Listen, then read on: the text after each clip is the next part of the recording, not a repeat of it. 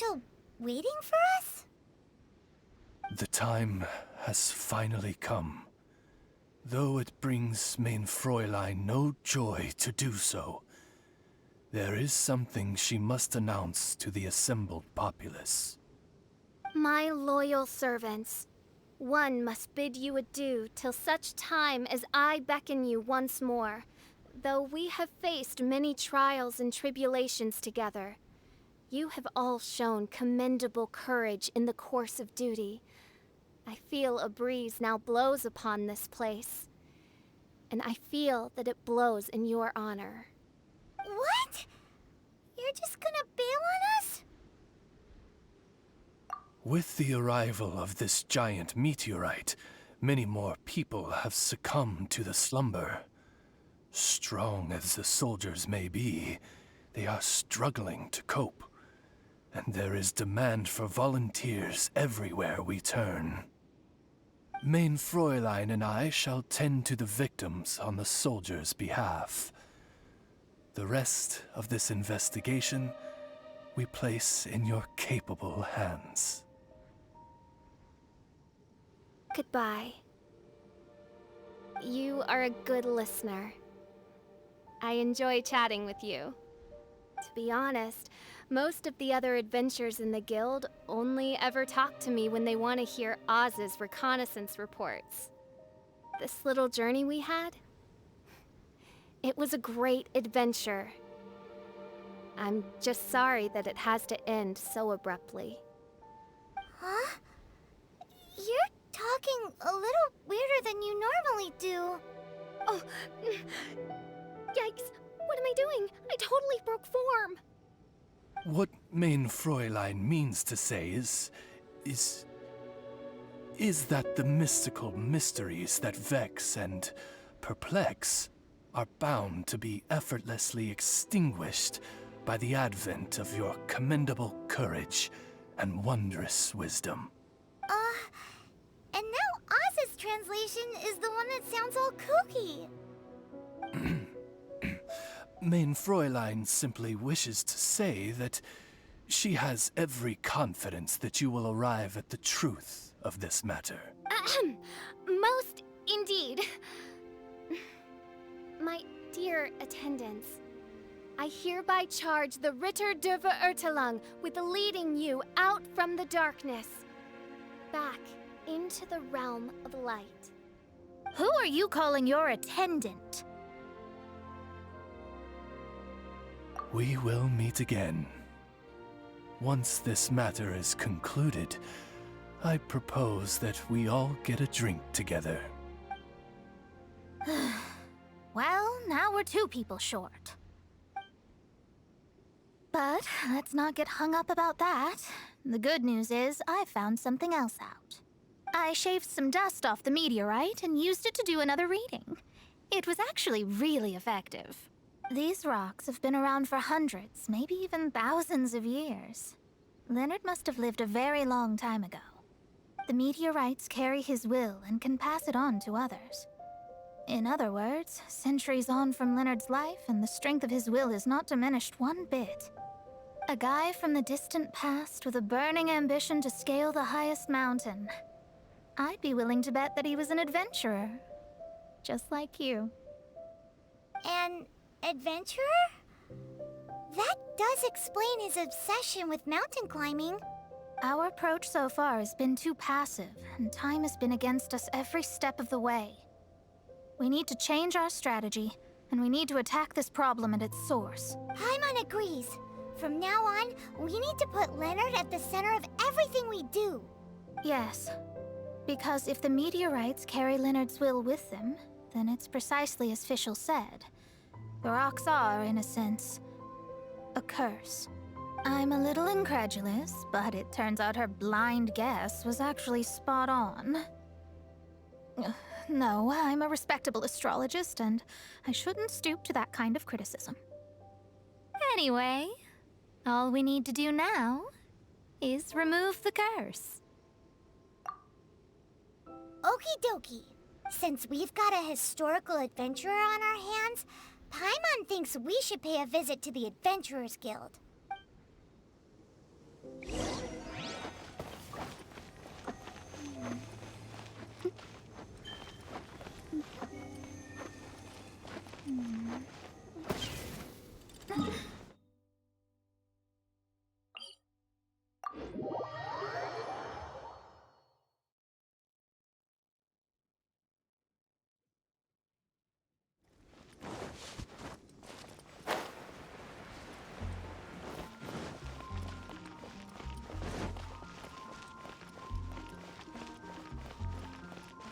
Our records show that there have been many adventurers by that name over the years. It is impossible to know which one you refer to.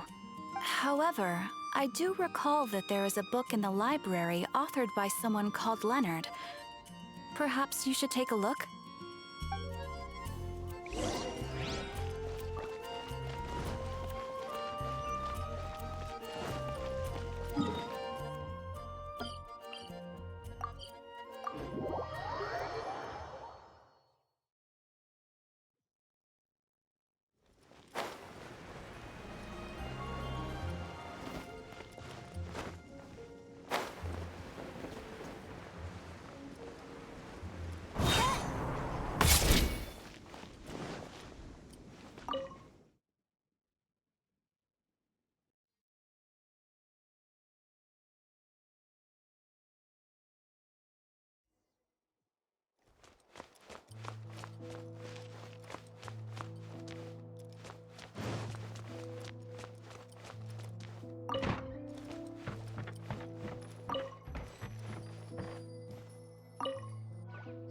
Author Leonard.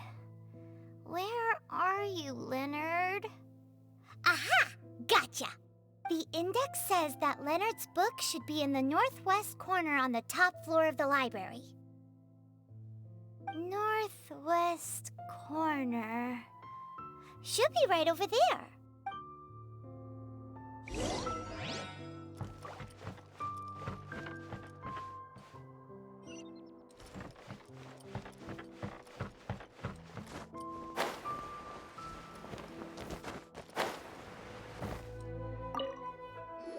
Found it!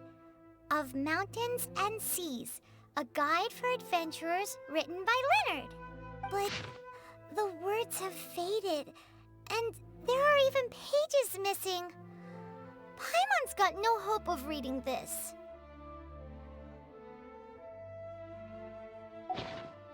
Darn. Maybe we're just wasting our time on this one.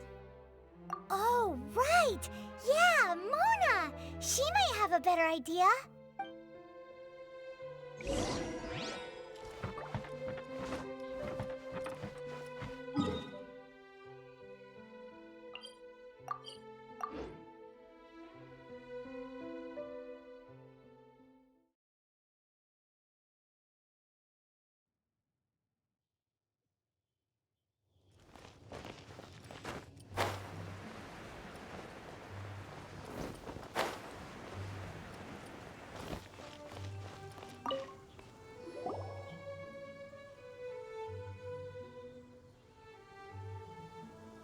Look what we found! Leonard wrote a book! Ooh, let me see.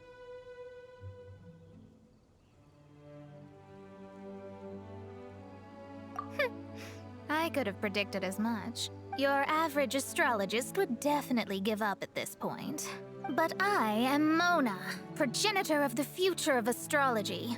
Nothing can stand in my way. I simply need to deduce the missing portions with my astrolabe, write them in, and then decipher the text. Finished at last. So what does it say? Just as I thought. Leonard was an adventurer who lived 2,000 years ago. His lifelong dream was to reach the summit of a mountain called Pylos Peak. 2,000 years? So the constellation that caused the meteorites is from 2,000 years ago? Somehow, for some reason, this constellation was summoned down from the sky. I suspect that the Fatui have something to do with that part. Paimon thinks so too. Whenever something shady happens, you can bet the Fatui are involved. The meteorites harbor elemental energy, which radiates out and lulls people to sleep by some means akin to hypnosis. And if I'm guessing correctly, there should be some sort of core meteorite among the bunch, within which is a crystal that harbors Leonard's spirit.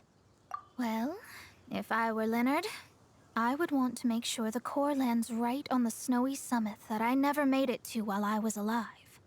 So the core should be at the top of Pylos Peak? Where is that? of it before. It's the first I'd heard of it too.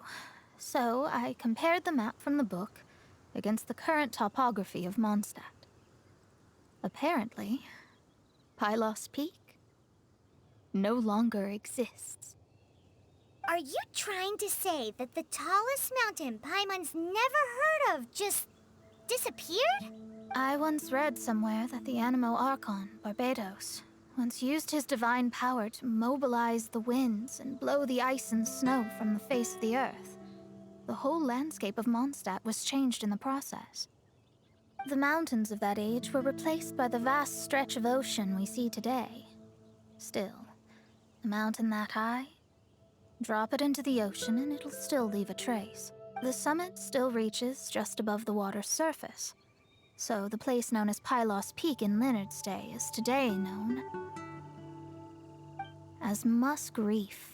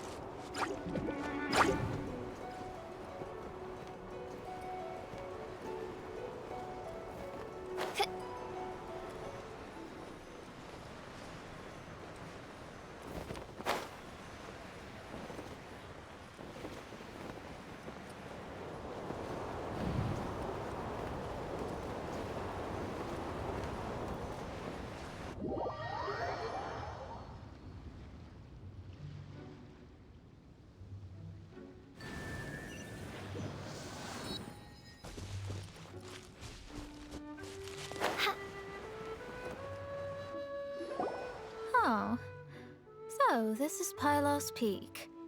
Not much to show for itself now, eh? Looks like someone beat us here. Is this like a popular tourist spot, or... Ah, it's you! Huh? You again. Look at the state he's in.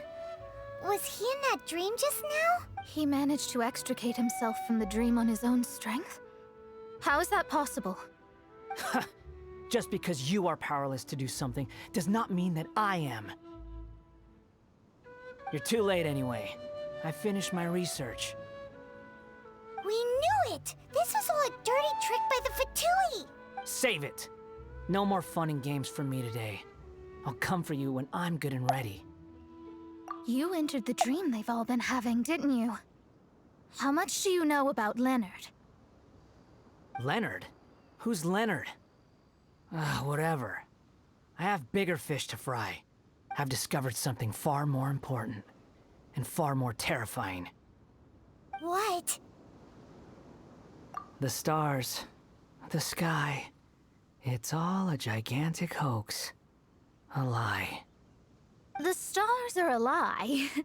What are you talking about? Is this some kind of astrological debate between you and Mona?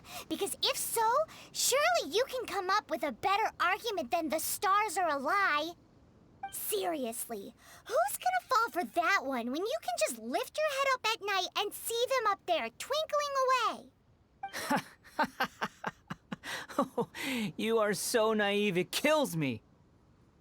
Still, can't really blame you. After all, I used to believe the same thing myself. Up until a few moments ago, that is. A few moments ago? You mean... Look, I really don't have the time to do this right now. What was the Jester thinking? He must have had some inkling of what we might discover on this mission. Would it really have been so difficult to give me a little forewarning?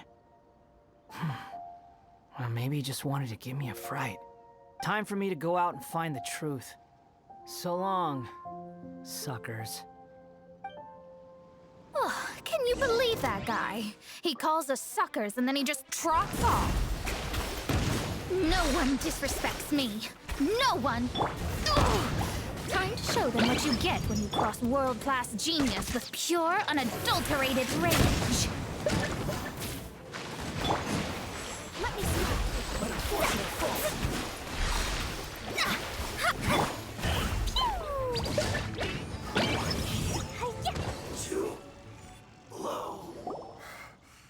Wow, you fought so fiercely. Told you. That's what happens when you disrespect me. You bet I am. Paimon, you agree too, right? Did I show those Fatui who's boss or what? Sure did. Without you here, those guys would have caused us a whole lot more trouble. See? How do you like that, Harbinger? Scumbag. He seemed genuinely shaken, though. I don't think he was lying. I was always taught to talk about the false sky during astrological readings. Could there be more to such phrases than I have been led to believe? I digress. Come on, let's finish the job we came to do.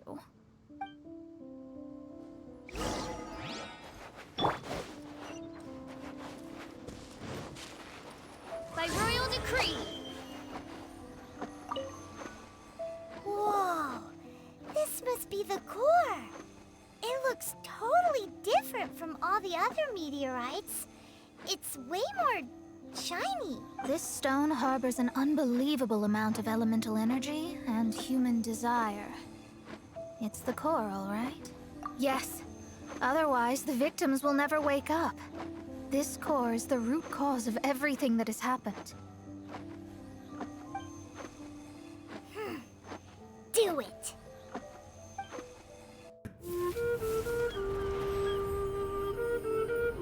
With ropes, we can scale mountains. With boats, we can sail the seas. By age 40, I had conquered every last domain. Pylos Peak alone defeated me. As an adventurer, and well, maybe in other ways too. Now, I am approaching the end of my life. Many times I have sat and stared up at that peak as the boundless snow slowly engulfed me. It is a beast without weakness, the merciless face of the world. It fills me with fear. And when an adventurer loses courage, they can no longer climb mountains. My mountaineering days may be over, but I have a greater ambition now. Humans create tools to conquer nature, and when nature conquers them in return, they create better tools.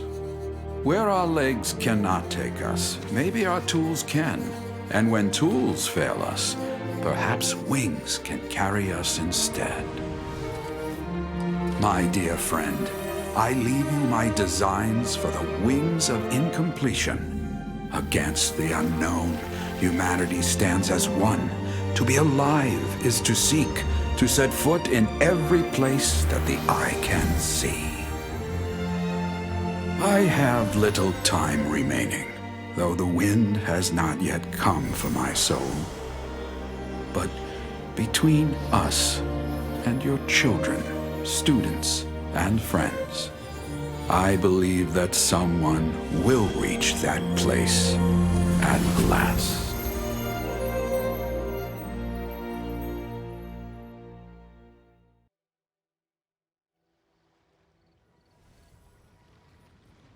Wow. Well, that was unexpected. would have thought that human will can survive in the skies for millennia on end? Astrology really is an incredible thing. What makes you say that? The ability to communicate with the stars can give you access to all the secrets from throughout human history. Though, of course, very few astrologists ever reach that level.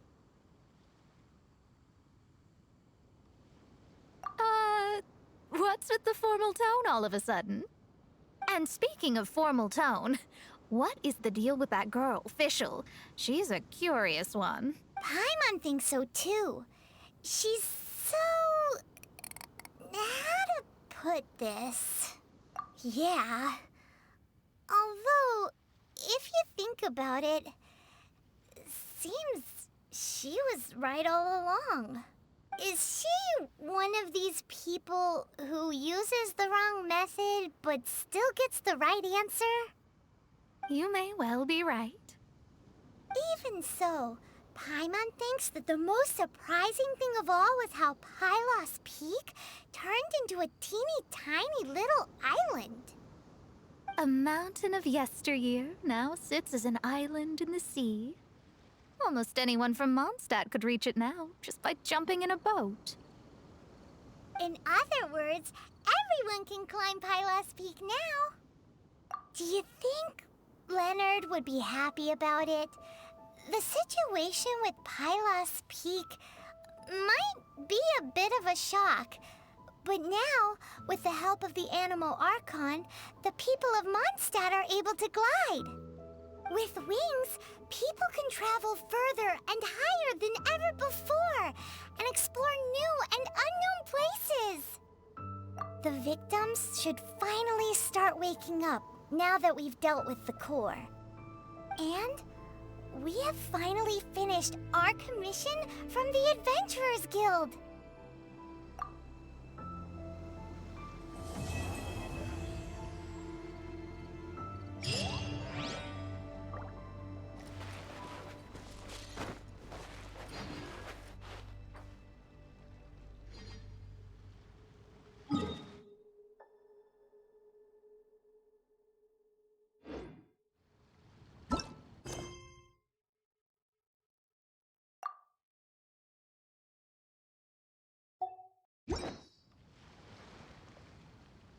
I created another universe and founded paradise. For I, Fischl, and the Prinzessin der Verirrten...